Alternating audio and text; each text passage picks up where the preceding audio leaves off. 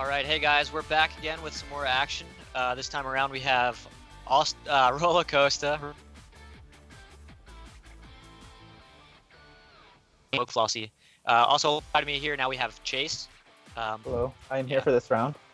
So, we see the teams here at the bottom with Roller Coaster bringing Alola and Raichu and Pincurchin, and I'm not entirely sure what's going on Wolf Flossy's side with the Flareon, the Gmax Hatterene, Slow King, and Licky Licky. Some strange picks here. What do you think from this team? I'm not looking at that at the moment because I just have the Skype call up. So, would you mind running through both the teams really fast for me? So, Roller Coaster is running Alola and Raichu, Volcarona, Indeedee, Dragapult, Pincurchin, and Urshifu. Whereas Wolf Flossy is running Grimmsnarl, Gmax Hatterene, Flareon, Tangrowth, Slow King, and Licky Licky. Wow. So looking at these teams, Amy's team is it's very very different, but it's very bulky in like many different aspects. Where I think the Flareon is physically bulky. Basically, what I'm suggesting is Amy is likely going to want to make some. Okay. And we can just keep. Yeah.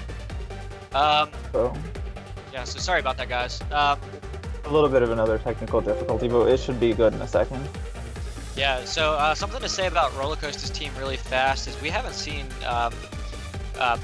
Pincurchin a whole lot, but with the Alolan Raichu there, it's almost pretty obvious where if he wants to make that Alolan Raichu work, he's probably going to have to get that Pincurchin out. Yeah, and if we look at what chat's saying, that Wolf Flossy is running bulky Trick Room set especially for Flareon, it does seem like it is a Trick Room team with the Slow King and the Hatterene being Trick Room setters, whereas I guess the Flareon and the Licky Licky are I guess more of the offensive options.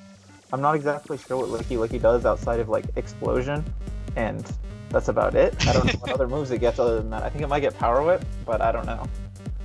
Yeah, so what do you think about her Tangrowth there? That's something that I don't think I've seen a single person run for the entirety of VGC 20. So to me, Tangrowth, in most of its usages are knockoff. It's just pretty much knockoff on Moongus. I'm not sure what else it does, because it gets Sleep Powder, it gets Rage Powder, and I guess it can get other. I know it gets access to knockoff in older games. I'm not aware if it does here, but again, as we see chat, the Kakatorosu is saying Belly Drum for Licky Licky. I was not aware that it got that, but that is kind of terrifying. So I guess that would be something to be prepared for, if that is what comes out. Yeah, so something to note about the Tangrowth, going back on that, last time I saw a Tangrowth, I think, was probably 2017, not even necessarily VGC, but OU rather, and noting that, the main item I remember it using, I believe, was Assault Vest.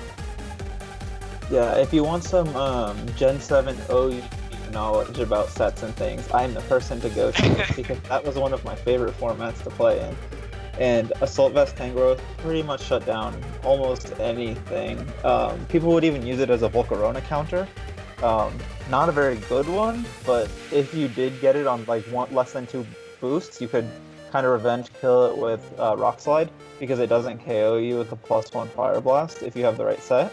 Other than that, I mean, you would see like Rocky Helmet and things, but in VGC, I'm not sure what it does other than maybe Rage Powder, Sleep Powder. I guess it does have a pretty decent offensive attack stat, so maybe you could see like a Power Whip set. I'm not exactly sure what else it would do. Yeah, the funny thing about that there, Chase, is we actually see a Volcarona on our opponent's side of the field here. So we could potentially see exactly what you're saying happen. I mean, I'd love to see a Max Rockfall Tangrowth take out a Volcarona. I think that would be one of the best ways we can get, one of the best things we could see out of this matchup. But I'm not sure exactly how much that the Tangrowth is going to be helping. I guess it does wall both the Raichu and the Pincurchin for the most part. So and it also depends on the Urshifu set. If this is the single strike Urshifu, then it's not as good. But if it is the rapid strike water type one, then it also does have a good matchup against that. So, Yeah, I think if it is the water strike Urshifu there, then I think that the Tangrowth does make a massive difference. As if the knockoff is still around, then that's gonna do tremendous damage to, I mean, at least half of Austin Rollercoaster's team here. And it sounds like the match is back up and we're ready to get back into action here. So sorry about that, guys, for the delay, but we are back with our second matchup. Yeah, I cannot wait to see how this is gonna go down. And I would love to hear from both of the players on how their teams are working out. And Nibs, it looks like you're having a bit of an echo. I'm not sure what that's from, whether it's from Skype or Twitch itself. So let's see if we can fix that. It's good? Okay. Okay, awesome. Okay, so it should be fixed now, but we can see the weakness policy Dragapult. I'm not sure exactly what can proc that on, or if there is anything that can proc that. Maybe Pincurchin has like Sucker Punch, but I feel like that would do a little bit too much damage-wise. So, I mean, what do you think we're going to see here from both of these players?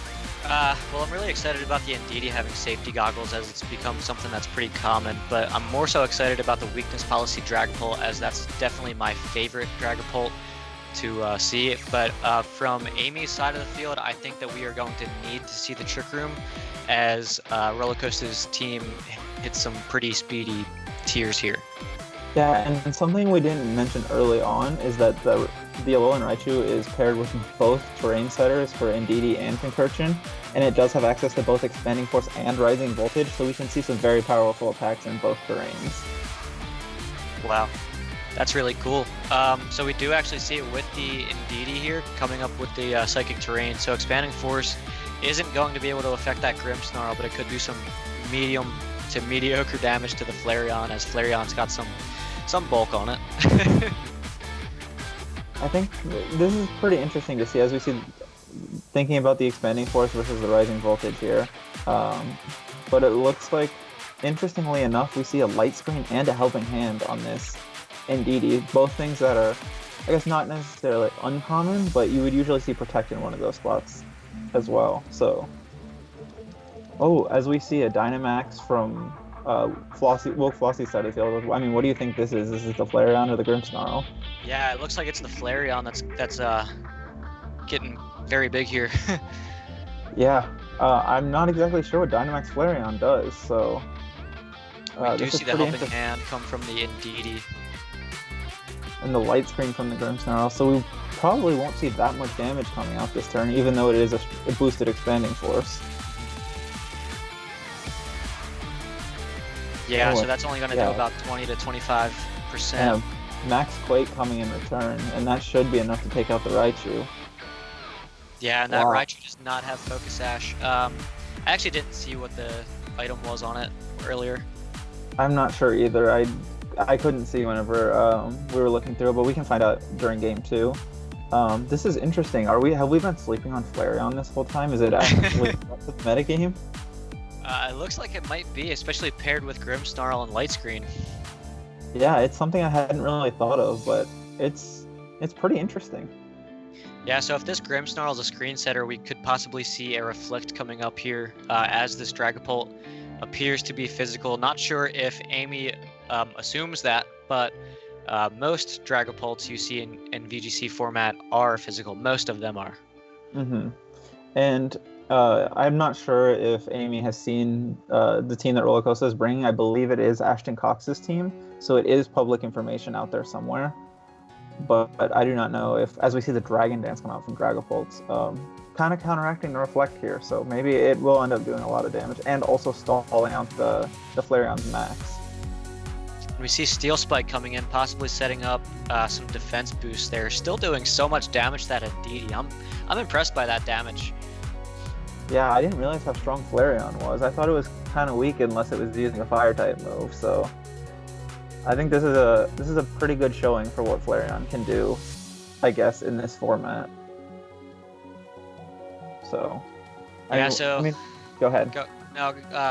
Okay. So seeing what Rollercoaster is going for here, if this Flareon goes for a max guard, Rollercoaster could be in some serious trouble. Yeah, I think this is a pretty tough position. I do think it is nice having the staggered Dynamax. Getting 2 turns of Dynamax while the Flareon is out of Dynamax can help, but it's already gotten so many boosts and with the screens put the Grimmsnarl in a really good position for the rest of this game. I mean, I'm intrigued to see how it ends up going. All right, so no Protect here as we see the Helping Hand and then the Phantasm going into the Flareon, and that coming from a Dragon Dance boosted Dragapult does not do enough damage to take.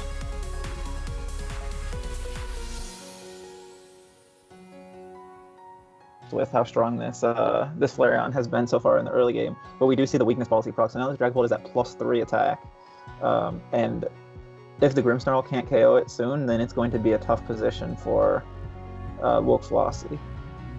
Yeah. Boost coming into that Amy side of the field here as she gets off that Max Steel Spike into the Indeedee, knocking it out. Now we see only 2 Pokemon left on Rollercoaster side of the field, where all 4 are still left on Wolfslossy's side of the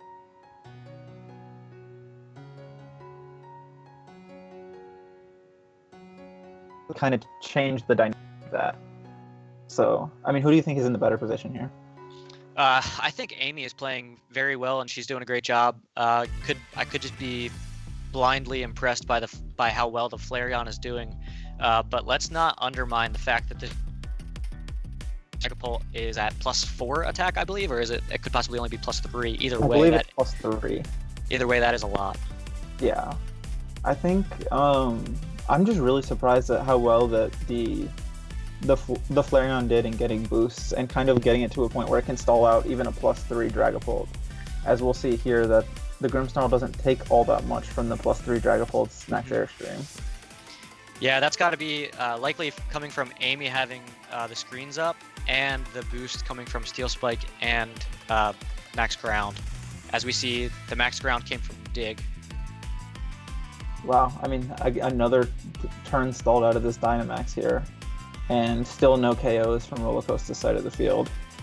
This is very well played from Amy this game, I would say.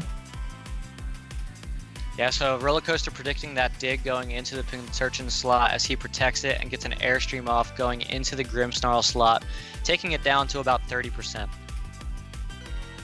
Yeah, and then, I mean, at this point, another Spirit Break should come into the Dragapult slot, leaving it very low for the rest of this game, and pretty much putting Rollercoaster in a position where he can't KO enough Pokemon fast enough before getting KO'd, at least in my opinion.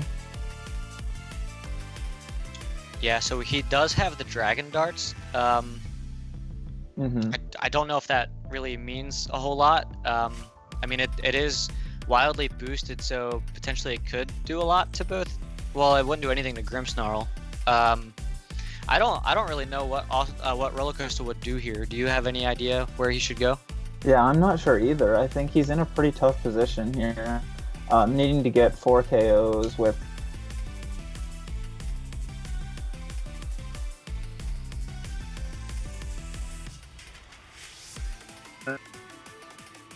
not taking trades and instead taking multiple Pokemon instead of just 1-for-1s. Otherwise, he'll just lose pretty quickly. I mean, what do you think he can do here?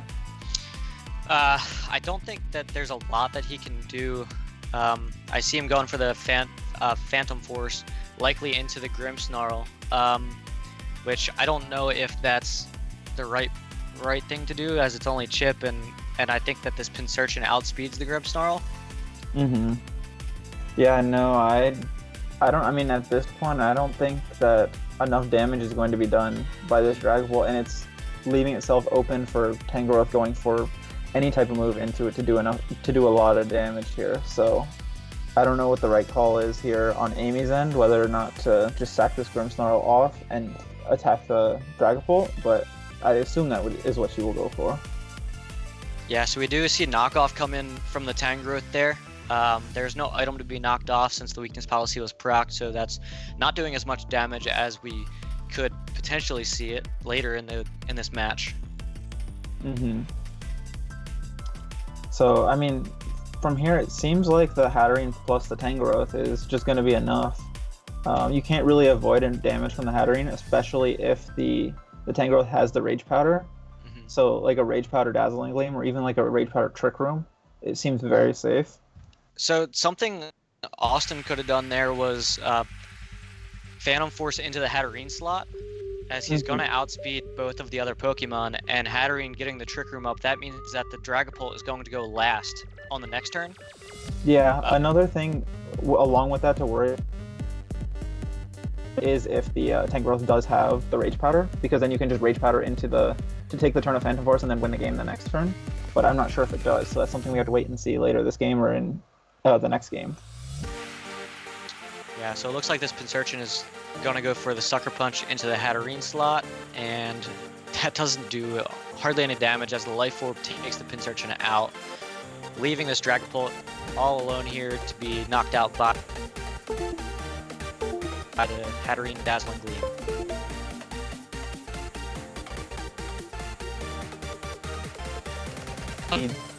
I would say easy. I wouldn't say easy win, but a pretty calculated set of moves to get the win. There wasn't really much that Roller Coaster could have done once the first couple of turns happened with the screens and the defense boosts. I mean, I'm not even sure where he goes differently in order to maybe targeting the Grimmsnarl earlier. What do you think Roller Coaster can do to adjust for game 2? Assuming Amy leads with Grimmsnarl Flareon again, I think that his best move may be to lead with, it depends on the Urshifu, really. If it's the water spread, then he can just lead with that and potentially Indeedee, and just try and get that the Surging Strike off into the Flareon, potentially taking it out. Probably not with the correct screen up there. I think. Go ahead. I'll say I think the best way to go about it is just to target down the Grimmsnarl early with like Rising Voltage.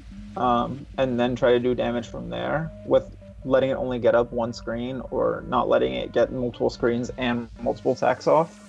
Other than that, I'm not really sure what could possibly be done. Yeah, so I would like to see the Volcarona here. It looks like Austin is checking the spread out, and it looks like it is Chardy Berry. I think that the Volcarona could potentially do some hefty damage to this Grimmsnarl as well. And prevent that from getting multiple screens up. What are your thoughts on Austin bringing Volcarona here? I'm not sure if it's the right call, because if Trick Room does end up going up, then it's kind of useless because it can't protect itself, and it can't really do anything to deal damage when it's going second, and it's just taking a bunch of damage first.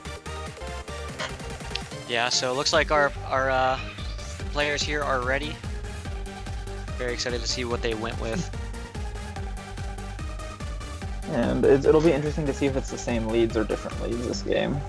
I just noticed Amy took her crown off. As we see the same lead from Amy and a different lead from Roller Coaster. I mean, who do you think is better in this position? Well, this is the same lead as last time, right? For both.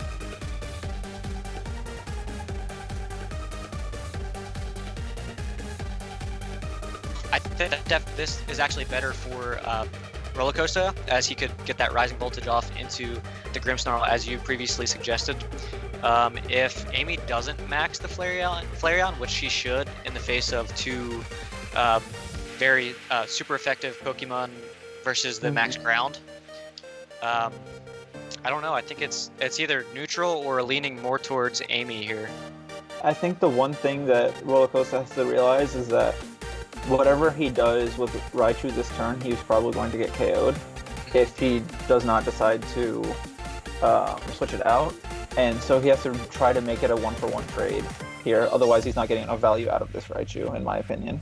Right, and this Flareon being as bulky as it is, it's going to be unlikely that he's able to take that out. So are you possibly suggesting he just straight up double target this Grimmsnarl? And as previously you said, get rid of that before it can get multiple screens up? I think that's probably the way I would go about it, but let's see what Roller Coaster goes for. Yeah, so we see that Max Quake come off, going into the Raichu slot, and that will take it out for the second straight game.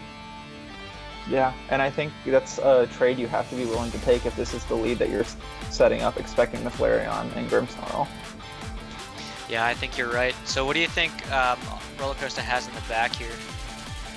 I believe we saw the Indeedee and Dragapult, and now that, especially with the Grimmsnarl out of the way before the Reflect goes up, the Dragapult's in a much better position than it was the previous game.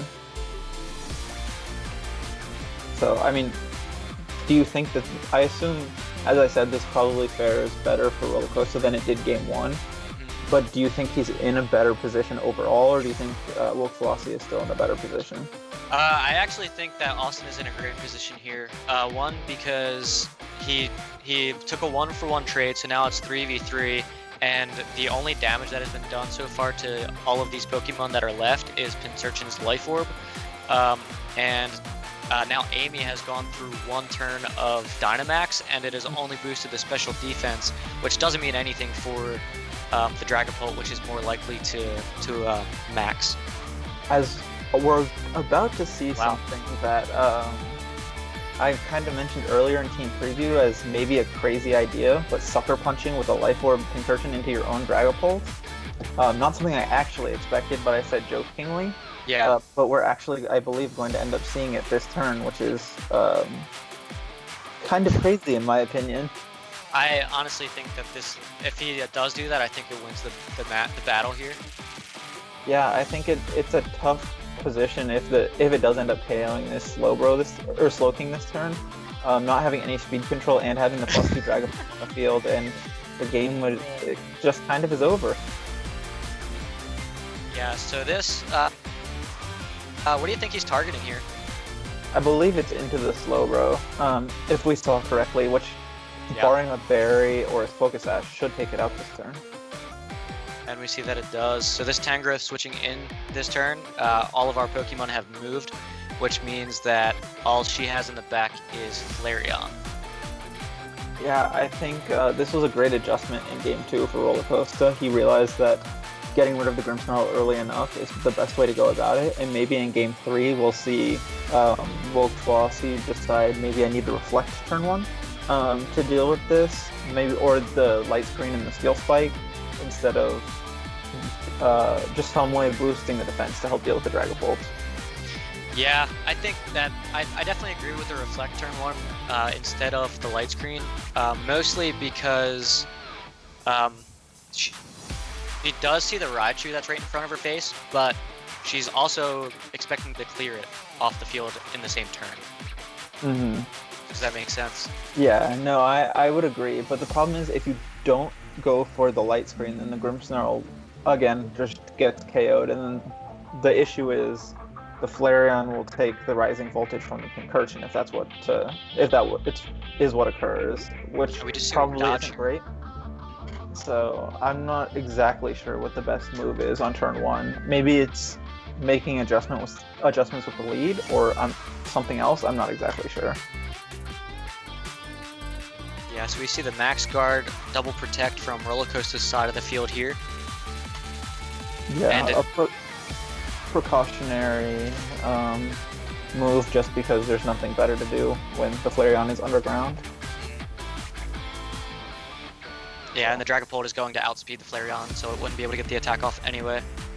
Yeah, and I do not believe Flareon gets Sucker Punch or anything of that sort. As we do see the forfeit coming in from Amy, so great comeback there from Roller Coaster, great adjustment, I should say. As we do see the game go, or the match rather, back to 1-1. So going into Game 3 here, what do you expect to see, Chase? I think we see from Roller Coaster the same leads as before, or as Game 2. Just trying to take out that Grimmsnarl as fast as possible. I think if the leads are the same as they are Game 2, then it very much is good on the side of the Raichu and the Pincurchin.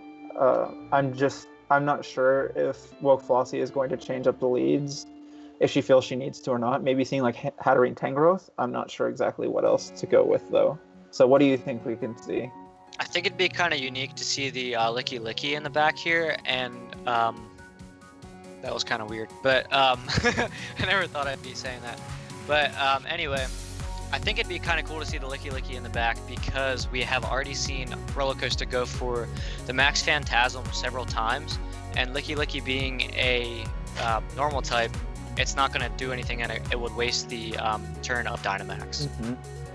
I think an interesting thing we could see if we do see the same leads on Woke Flossy's side is maybe she targets the light screens and then targets the Pincurchin turn 1. Because if that does get the KO, then the Grimmsnarl will survive the turn, and then can get the Reflect and then die to Raichu the next turn. I'm not sure if it does survive, though, is the one thing. Or if the Quake does KO. We do see a completely different lead, and this lead seems like it works out for Woke Flossy if and only if the Tangrowth has Rage Powder. I'm not exactly.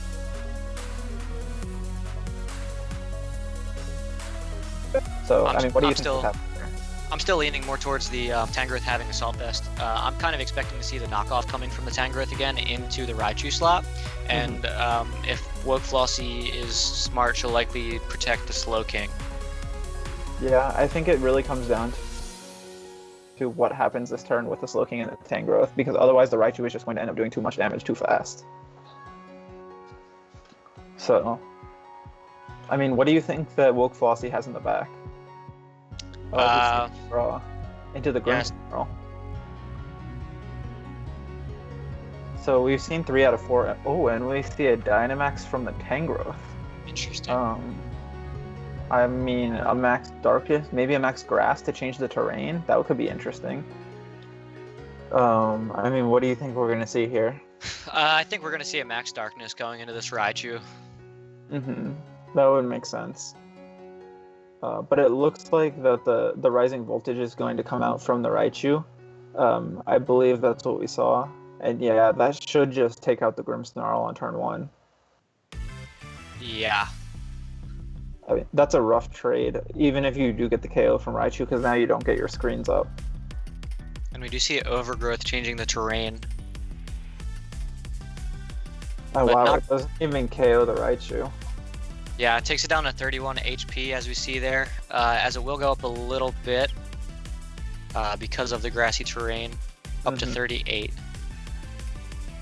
Yeah, I think this is a really interesting position now because the Raichu can still pretty much do a ton of damage to this Slowking, and the Tangrowth can't really do anything about that as it's slower.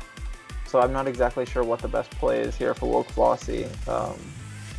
Because with 2 Pokemon gone, there's not as much to deal with the Dragapult in the back. What do you think Rollercoaster's play is here? I think just not over-predicting and doubling the Slowking to avoid Trick Room from going up is probably the best way to go about it. Yeah, as we see the first attack into the Slowking, and then Pincurchin not even getting KO'd by the Tangrowth. Let's see what the Pincurchin ends up going for. The Rising Voltage into the Slowking, and that is enough to take it out. Yeah, I mean, this seems like a very tough position from this point. Wasting 2 Dynamax turns, not getting a KO, and still having to deal with the Dragapult in the back. I'm not sure how well it goes from here for Woke Flossy's side of the field. Yeah, so I think she needed to get the Trick Room up. If she got the Trick Room up and she has Hatterene in the back, then it is Licky Licky. So if she did have the Hatterene in the back, then the Max Darkness would have meant at least pretty big things for her going forward. Yeah, but I mean, the thing is, at this point, there's not really much that Woke Flossy can do to deal with the Dragapult, because it just comes in next turn when Dynamax runs out on the Tangrowth and can start spamming Max Wormwinds and Max Phantasms. So it seems to be all but over, but maybe there's a secret tech we don't know about yet. Yeah, and we see Tangrowth's massive hands going into the Alolan Raichu here and taking it out. I do enjoy the Dynamax Tangrowth animations. I will say that. I think it's pretty cool. But other than that, it took 3 attacks to get 1 KO, which is a bit disappointing. But I don't know, maybe there is something that Tangrowth can do. As we see the critical hit on the double knockout here for Woke Flossy. I'd like to say that maybe it's not quite over, but we still haven't seen a Dynamax from Roller Coaster side of the field here, as it'll likely be the Dragapult here. Mm-hmm. Yeah, I think I mean, like you could see a Helping Hand Wormwind directly into the Licky Licky, and that should just take it out from there, and make it to where the Tangrowth can't do enough damage. And if it does try to knock off the Dragapult, it'll just proc its weakness policy. Yeah. So I mean, let's see, as we see an Airstream coming out from the Dragapult, or at least that's what it has been clicked. Airstream and Expanding Force is the two moves that Roller Coaster is hovering over at this moment and has locked in. So, kind of interested to see how much damage this Expanding Force does to this Tangrowth. It should pick it off from the range that the Max Airstream leaves it at. I assume the Max Airstream will do about 75%. It could do a little bit more. I'm not familiar with my Dynamax calcs on singles Pokemon, but I would assume around 75%, and then Expanding Force should take out the Tangrowth and bring the Licky Licky down to the red HP mark. That looked like it did wow. 35%. Yeah, that did nothing. I guess it's max physical defense Tangrowth. Did we miss it? No, we didn't miss a Reflect. I'm surprised that it did so little. Is it living right now? Knockoff comes in, which is not good for Amy, as it will trigger the weakness policy. Oh, we saw the Sleep Powder into the Dragapult could have really changed the game, but I think another Expanding Force just ends the game anyways. Yeah, it does, and the seeing the safety goggles pay off there. Yeah, that's tough to see, but at this point, I think Roller Coaster can just Expanding Force and do whatever he wants with the Dragapult and wrap this one up. So it looks like you'll be interviewing Roller Coaster after this match is over, asking him how the match went. Cool. Well, thanks, Chase. Yeah. So we're gonna cut real quick to interview our winner there. We had a fun matchup between Amy and Roller Coaster, so we'll cut real quick and we'll be back with Roller Coaster. I'm good to go, and then I'll just go from there. And then it did like nothing, and I was like, oh no, I did not realize that didn't do anything. Yeah, so we saw a very impressive comeback, or adjustment rather, there in Game 2, as Chase actually predicted your Sucker Punch play going into the Dragapult, triggering its weakness policy. Is that something that you kind of saw as a win condition? Yeah. So the creator of this team is Ashton Cox, super famous or like big deal VGC player. He makes a lot of really cool teams, and that was one of the texts on it, was that it's a special Pincurchin, but like Sucker Punch can still do decent damage to a good amount of things, and it can always trigger your own weakness policy. So yeah, it's a good way to self-proc it if you need it. And that was kind of the thing of like, well, if Pincurchin goes down, I can bring in DD in and I can follow me Dragon Dance. And if Pincurchin stays in, I can just Sucker Punch my own Dragapult and, get big attacks off. Yeah, one very cool tech about your team, or Ashton's team, that I really like there was you almost always win the terrain wars, as you have 2 different terrain setters out of the 3 in the format. That's pretty cool. What are your thoughts on that? Yeah, it's actually really cool, and it's also super nice for like facing Venusaur Sun matches, because like Indeedee has safety goggles, so it can't be put to sleep. So in front of Venusaur, you can follow me in Expanding Force, or even if you just want the speed back, you can like switch in Pincurchin, get the electric terrain up, and double Raichu's speed. And yeah, and like Raichu, I never max Raichu, but you always can, and Raichu obviously has electric and psychic moves, so you can just keep switching terrains up as you want. It's really cool. Like, the unfortunate thing is that like Pincurchin's not the best Pokemon, so terrain setting is a good ability to have. It's just kind of lame that Pincurchin isn't better, but I mean, like, Pincurchin put in work this game. Yeah, very cool, Roller Coaster. Well, thanks so much.